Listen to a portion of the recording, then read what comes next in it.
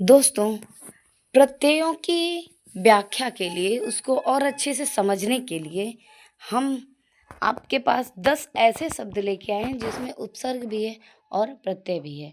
तो हमें उपसर्ग और प्रत्यय अलग करना है। तो चलिए देखते हैं वो 10 शब्द कौन कौन से हैं। तो इन शब्दों में पहला हमारा अनुकरणीय शब्द है। क्या है? अनुकरणीय। अनुकरणीय शब्द से हमें छांटना है मूल शब्द। तो हम बीच में लिखेंगे मूल शब्द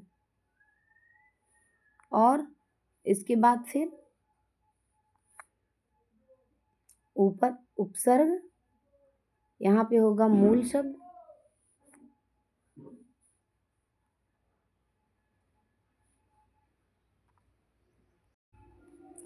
पहले हम लगाते हैं उपसर्ग। तो अनुकरणीय, इसका जो मूल शब्द होगा वह करण होगा। करण क्या है? मूल शब्द है करण। अब इस करण में हमने पहले जोड़ दिया उपसर्ग, फिर बाद में जोड़ दिया प्रत्यय। तो यहाँ पे अनु उपसर्ग जुड़ा हुआ है। अनु उपसर्ग करण, तो फिर हो गया अनुकरण। इसके बाद फिर हमें यहाँ पे जोड़ना है ईय प्रत्यय। ईय प्रत्यय जब जुड़ा तो वो नया शब्द हमारा यही बन गया, अनुकरणीय शब्द कंप्लीट हो गया। इसके बाद फिर दूसरा है बदनसीबी। बदनसीबी में मुख्य जो मूल शब्द है वह है नसीब। क्या है? नसीब। नसीब मूल शब्द में हमने एक तरफ इसके जोड़ा बद। बद क्या है दोस्तों? बद है उपसर्ग और नसीब के बाद फिर ई प्रत्यय को जब जोड़ दिया तो वह शब्द हमारा पूरा हो गया बदनसीबी। इसके बाद फिर खुश खबरी, तीसरा शब्द है खुश खबरी। तो यहाँ पर जो मूल शब्द है वह है खबर। मूल शब्द क्या है हमारा? खबर। और इस खबर में हमने पहले उपसर्ग जोड़ा, तो उपसर्ग क्या है? वह होगा खुश। खुश उपसर्ग में जब हमने खबर शब्द को जोड़ा तो खुश खबर बन गया और ई प्रत्यय फिर जोड़ने पर बन गया खुश खबरी। इसके बाद फिर हमारा अगला है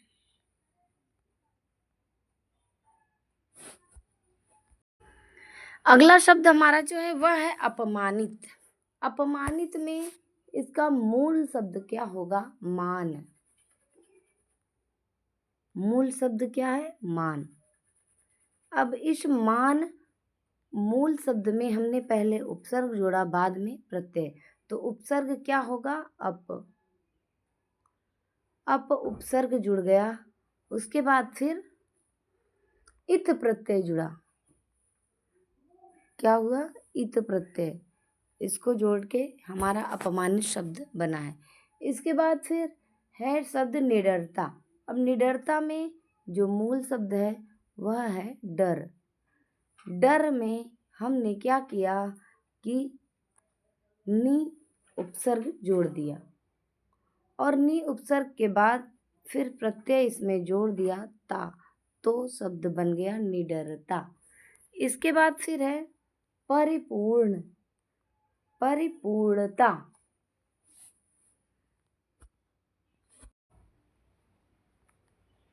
परिपूर्णता, जो परिपूर्णता शब्द है इसका मूल शब्द क्या है? मूल शब्द इसमें होगा पूर्ण। इस पूर्ण मूल शब्द में पहले जोड़ा गया उपसर्ग परि, इसके बाद फिर जोड़ा गया ता प्रत्यय। इसके बाद फिर शब्द है अनुभवी। अनुभवी में इसका मूल शब्द है भव और इसका उपसर्ग और प्रत्यय क्या होगा? तो अनु उपसर्ग हुआ और उसके बाद प्रत्यय है ई। ई प्रत्यय जुड़ा तो हो गया अनुभवी। इसके बाद फिर है सामाजिक। सामाजिक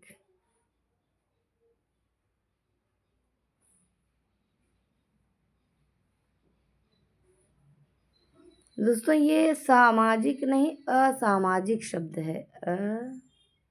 असामाजिक। तो असामाजिक शब्द का मूल शब्द है समाज, और इस मूल शब्द में जोड़ा गया अ उपसर्ग। अ उपसर्ग के बाद फिर इसमें जोड़ा गया इक प्रत्यय। तो इक प्रत्यय के बाद यहाँ पे शब्द बन गया असामाजिक।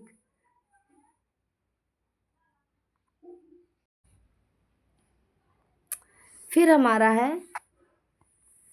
शब्द स्वतंत्रता। स्वतंत्रता का मूल शब्द जो है वह है तंत्र। मूल शब्द हुआ तंत्र, और इस तंत्र में हमने स्व उपसर्ग और तंत्र तो हो गया स्वतंत्र। उसके बाद फिर जोड़ा गया इसमें ता प्रत्यय। ता प्रत्यय जोड़ने पर हो गया स्वतंत्रता। इसके बाद फिर है शब्द लापरवाही। लापरवाही शब्द में मूल शब्द है परवाह। क्या है? परवाह। और इस परवाह में जोड़ा गया है उपसर्ग ला,